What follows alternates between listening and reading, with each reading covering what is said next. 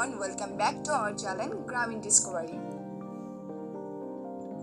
যেহেতু গরম চলে এসেছে আর গ্রীষ্মকাল, সবার বাড়িতেই কাঁচা আমটা পাওয়া যায়, তাই ভাবলাম এই কাঁচা আম দিয়ে একটি ভিন্ন মাত্রার রেসিপি আপনাদের সামনে নিয়ে আসি।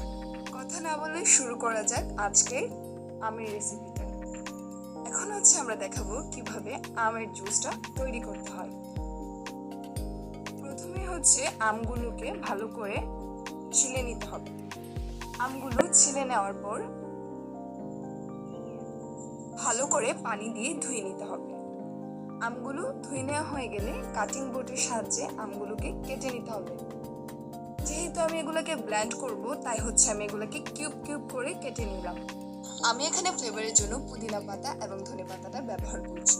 পুদিনা পাতা এবং ধনে পাতাটাকে ভালোভাবে ধুয়ে নিতে হবে। ধোয়া হয়ে গেলে এগুলোকে কাটিং বোর্ডের সাহায্যে কুচি কুচি করে কেটে নিতে হবে।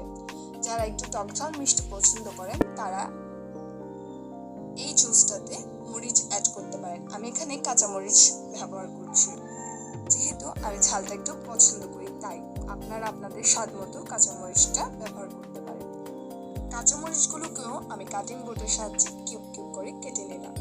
তারপর সুন্দর করে সাজিয়ে দিলাম একে একে ধনে পাতা, পুদিনা পাতা এবং কাঁচা মরিচগুলো।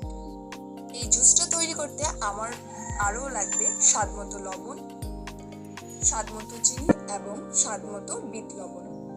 এখন আমি আপনাদের দেখাবো কিভাবে সবগুলো জিনিসকে একত্রে ব্লেন্ড করতে হয়। ব্লেন্ড করার জন্য আমি একে একে ব্লেন্ডারের ঝাড়িতে কিউব করে কেটে রাখা আমগুলো দিয়ে দিলাম। তারপর পরিমাণ মতো হালকা পানি দিয়ে দিলাম। তারপর একে একে কাঁচা লঙ্কা, ধনিয়া পাতা, পুদিনা পাতা, স্বাদ মতো বিট লবণ, স্বাদ মতো চিনি এবং স্বাদ মতো সাধারণ লবণ, যেটা আমরা খাবারে ব্যবহার করে থাকি। এখন আমি 30 সেকেন্ডের মতো এগুলাকে ব্লেন্ড করে নিব, যতক্ষণ না এগুলা ভালোভাবে ব্লেন্ড হচ্ছে। ব্লেন্ড করা হয়ে গেলেই তৈরি আমাদের আজকে আমের জুসের রেসিপি। এতক্ষণ পাশে থাকার জন্য ধন্যবাদ।